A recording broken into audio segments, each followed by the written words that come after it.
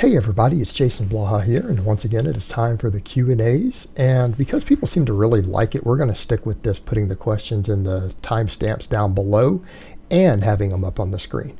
So let's go ahead and get this started. Alright, first question. What are your thoughts on using a pause squat as a primary movement to work on progressive overload rather than using a standard squat? I personally find when I squat to my max, 3 rep max to 5 rep max, my form deteriorates. However, using a pause squat at a lower weight, my form stays clean for all reps. Think, Jason. Tricky question. I'm going to say you can definitely do a real good base building with pause squats. In fact, I've always liked doing it that way myself.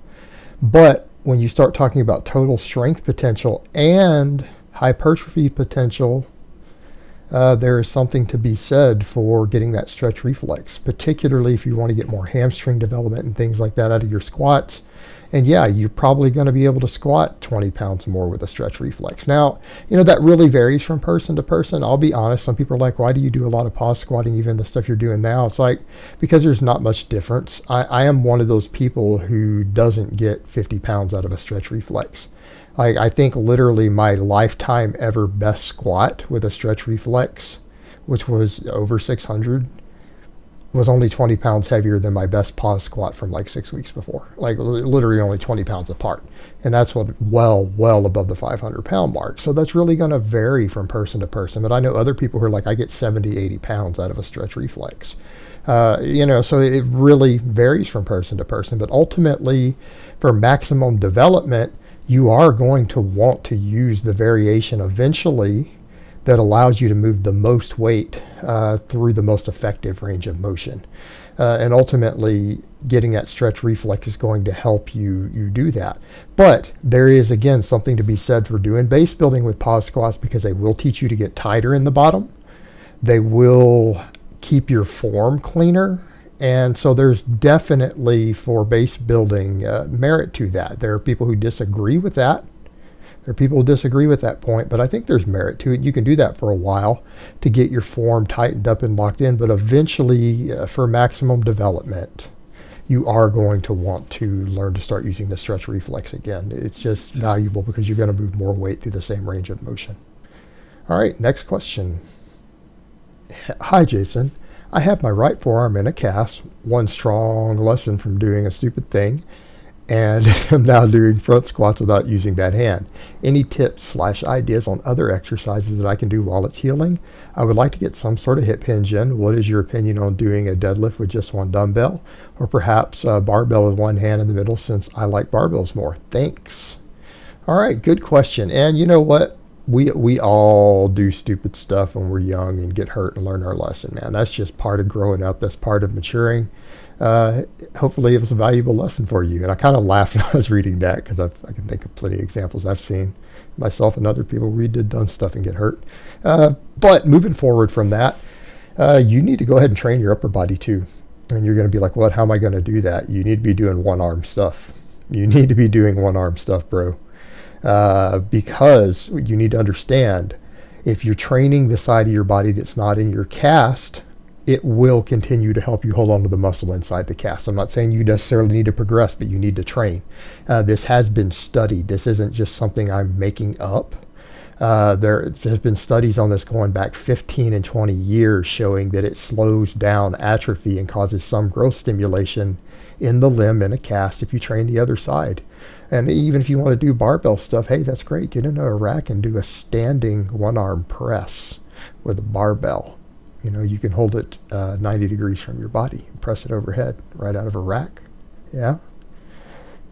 You can do cleans and stuff with that arm. You can do dumbbell presses. If you don't want to do it on a bench, lay down and do a floor press. One-arm dumbbell floor press, one-arm dumbbell rows. Whatever you need to do, man. If you want to try to do a chin-up and you can't do a one-arm chin-up, use a band. Get up there and get some work in. But as far as your idea with the deadlift, I like it. I like that. If you need to do a one-arm deadlift, with a barbell, that's fine. You're doing something. You're doing something. And, you know, if you need to go a little bit heavier, normally I'm not a strap guy, but no one's going to be able to deadlift a respectable weight with one arm, with the grip of one hand. If you need to strap up, to do some later sets. Like, go ahead and do some sets lighter, which are going to tax your grip so that you keep the grip training on the deadlift. Go ahead and do some lighter sets. You know, if you're a 400-pound deadlifter, see if you can do some 200 one-arm deadlifts just for the grip component. Then strap up and see if you can get a little bit more respectable weight on there so that you can keep some of your gains. But yeah, also look into safety bar squats. Safety bar squats, if you're in a cast in your arm, are awesome. They're awesome. All right, next question. Hi, Coach. I work as a waiter, and now it's the busy summer season in Sweden, which means 12-hour shifts, sometimes 7 to 10 days in a row. Not a lot of sleep, very irregular lunch breaks, and sometimes up to 60 kilometers of walking every day. How should I adjust my training to that? I'm currently doing stronglifts 5x5, but I find it harder to adhere to the program the longer the summer season continues. Well, hopefully this isn't like your second summer season in a row doing this. I mean, the first thing I would ask is, you do know stronglifts is a novice program, right? Hopefully by around the 1-year mark, you should have milked that program out. But failing that, let's say you just want to continue to make a little bit of gains. You're having to walk a lot. You're not getting as much sleep. What I'm going to say, look, go ahead and this is your money-making season, right? This is your money-making season for you. Focus on making your money, and if your gains matter to you, focus on your gains. Cut the other extraneous stuff out of your life. If you're going to work all these 12-hour shifts, prioritize your sleep. Right? Because you can get in a workout 3 days a week and still get 8 hours of sleep on that. It's tough. It's going to interfere with your social life. It's going to interfere with your love life, stuff like that. But, you know, the training is so minor in comparison. Besides, I mean, for your health purposes, you need your sleep. And I'm not going to go into what I know about if waiters or anything who work those sort of hours in Sweden, if they're anything like in the U.S., there might be some extraneous substances involved that keep you awake. So maybe cut down on any sort of extracurricular activity you have that might be stimulants that keep you awake too much. And I know that's common in that line of work, and it is what it is, if it's anything like here. So that being said, cut your volume back. All right, instead of 5x5, do 3x5. Right? If you can't recover because of the sleep and the walking and concerns about enough food, reduce the volume. Do 3 sets of 5 instead of 5 sets of 5. Right? And if that starts to become too much of a metabolic fatigue issue, cut down to 3 sets of 3 and just focus on raw strength. Right? Focus on raw strength, and you're going to progress slower. So those would be your options of how to deal with this. That's what I would personally do. That's what I'd do. So again, your first option, like I said, cut down to 3x5.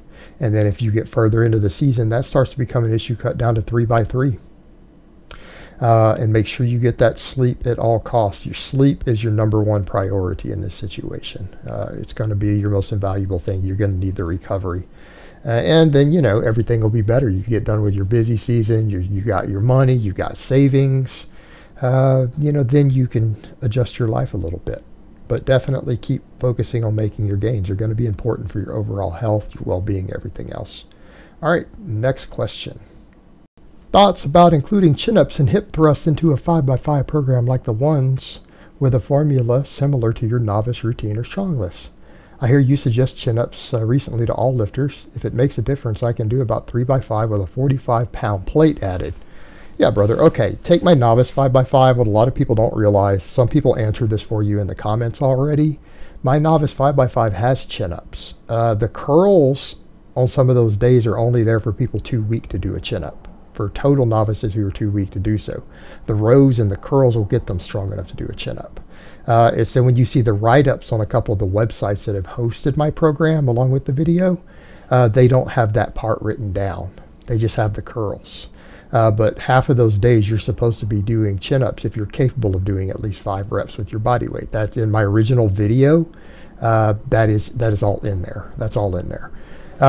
So yeah, I mean, you can work them in just fine. I mean, work in the chin-ups, you know, work them in. Strong lifts only has 3 lifts in a workout. If you want to do some chin-ups at the end of 1 or 2 of those workouts, throw them in. It's fine. Do some accessory stuff. It'll be worthwhile. In some cases, you might even want to take something like strong lifts and cut the rows out and do chins. That might be permissible. I think that would be acceptable. It's already got squats and deadlifts. You got plenty of posterior chain work. As far as hip thrusts, I'm not a fan of hip thrusts. I know all the Brett Contreras disciples are going to be like, oh my God. Sorry, that's Brett Contreras' gimmicky stuff with his glute lab. I don't dislike the guy at all, but I think this whole extra glute training and everything is overrated. Do your squats and deadlifts, all right? 2 tons and tons of squatting. You shouldn't have any energy left for hip thrusts as far as your hips and glutes go if you're squatting enough. And if you've got enough energy left to be doing a bunch of heavy hip thrusts, you need to be doing more squats every week. You're leaving way too much of your potential in the tank. Just my opinion on it. All right, guys, but that's really all I have to say on that today. I hope it's been informative, and I will talk to you guys next time in part 2.